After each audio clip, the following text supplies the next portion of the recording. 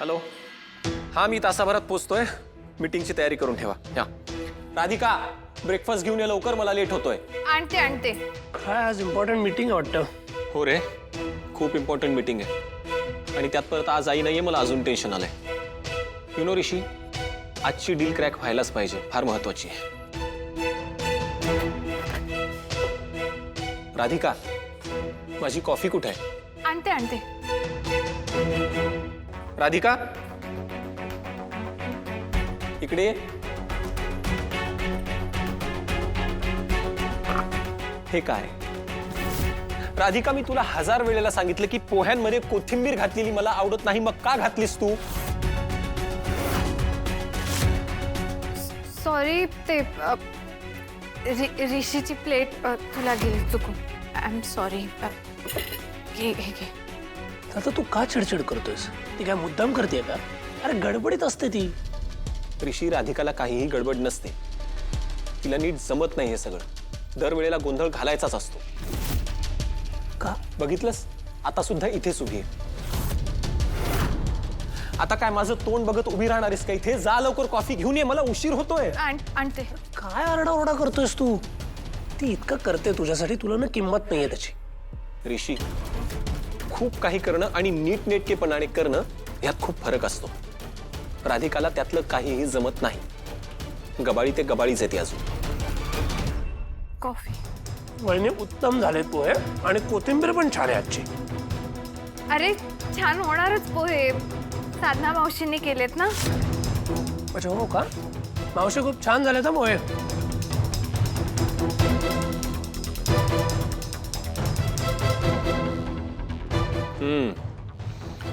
तरीच म्हटलं, आज पोहे एवढे छान कसे झालेत?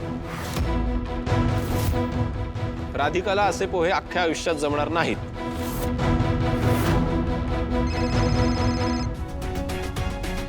स्टेला, मला कुठलाही वेडेपणा नकोय. ताबडतोब सगळी तयारी करून ठेव, मी पोचतोय ऑफिसला.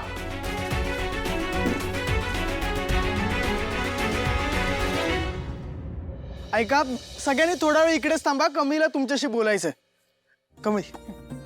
नमस्कार. तुमच्या सगळ्यांचं फक्त 5 मिनिट घेतो. जरा महत्वाचं बोलायचंय. पुन्हा लेक्चर सुरू झालं.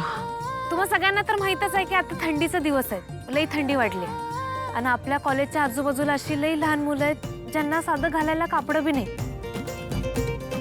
थंडीच्या दिवसात ते लई कुडकुडून दिवस काढायला लागले. म्हणून मी तुम्हा सगळ्यांना आव्हान करतो का तुम्हाला जे काय जमल, जे काय शक्य असेल ते तुम्ही दान करा. म्हणजे कसं आहे, आपल्याकडनं पुण्याचं काम बी होईल आणि त्या लहान मुलांना थंडीपासून संरक्षण बी मिळेल. नाही म्हणजे गोंधळून जाऊ नका. मी काय असं म्हणत नाही की तुम्ही नवीनच विकत घ्या आणि मग दान करा, असं नाही. खरं तसं ज्याला तशी इच्छा असेल ते करू शकतोय. म्हणजे तुम्ही जी गोष्ट वापरत नसाल, जुनी चादर, शर्ट, पॅन्ट, अभ्यासाचं सामान, जे काय असेल ते तुम्ही इथं दान करू शकता. आणि म्हणूनच आपण यो हिरकणीचा स्टँड उभा केला इथं. आपल्या संघ दुसऱ्याचा जो विचार करतोय त्यालाच तर माणूस म्हणतात ना. आणि माणूस म्हणून आपलं कर्तव्य आहे की आपण सगळ्यांना मदत केली पाहिजे, होय की नाही? वाव कमळी, खूप भारी आयडिया आहे ग. आम्ही नक्की मुलांना मदत करू आणि मी सगळ्या वर्गात जाऊन सांगणार आहे. आम्ही सगळे तुझ्या सोबत आहोत.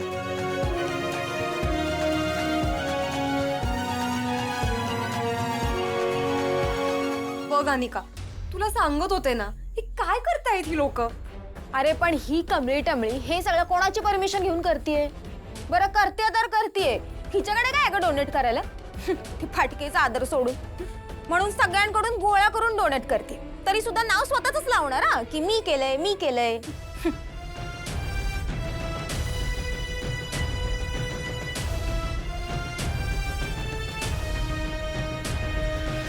मोठेपणा करते काय? कर कर, दाखव तुझा मोठेपणा. मी पण आता तुला तुझी लायकी दाखवते.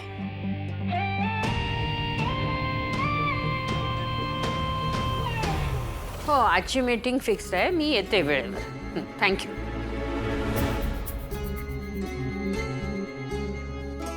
स्केच आर्टिस्टचा राजनला फोन आला असेल का? राजन मीटिंग मध्ये बिझी असेल, पण त्याला विचारू का?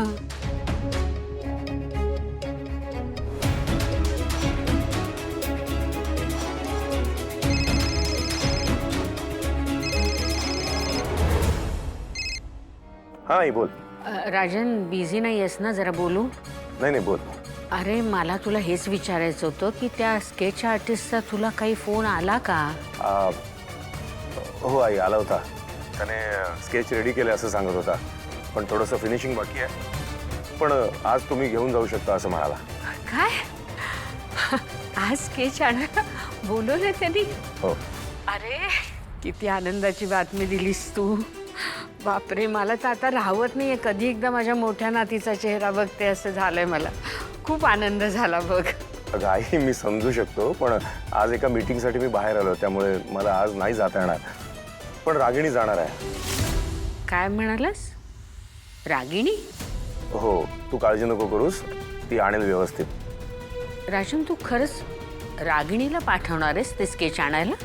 हो आई, म्हणजे जेव्हा आमचं बोलणं चालू होतं तेव्हा ती मी जाते म्हणाली, मग मी नाही कसं म्हणू ना. अरे पण तुझ्या मोठ्या मुलीचा विषय निघाला की तिच्या चेहऱ्यावर केवढा आनंद दिसतो हे माहिती आहे ना तुला. आणि मला कळत नाही ही अचानक या सगळ्या प्रकरणात एवढा इंटरेस्ट का घ्यायला लागली आहे. आई, काल जेव्हा विषय निघाला तेव्हा ती खूप खुश होती. म्हणाली अनिकाला एक मोठी बहीण मिळाली.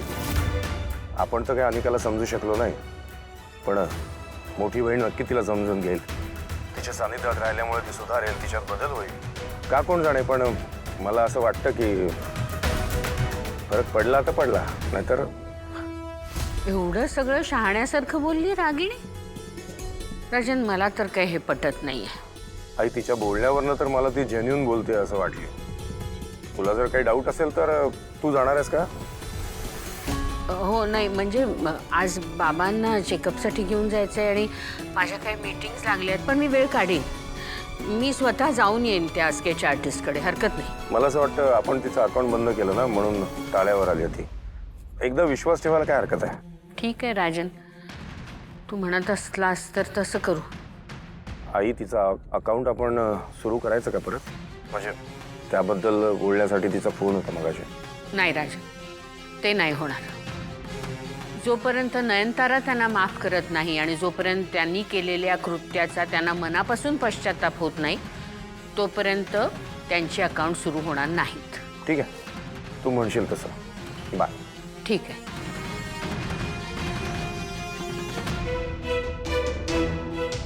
या रागिणीला माझ्या मोठ्या नातीमध्ये एवढा अचानक इंटरेस्ट का वाटायला लागला?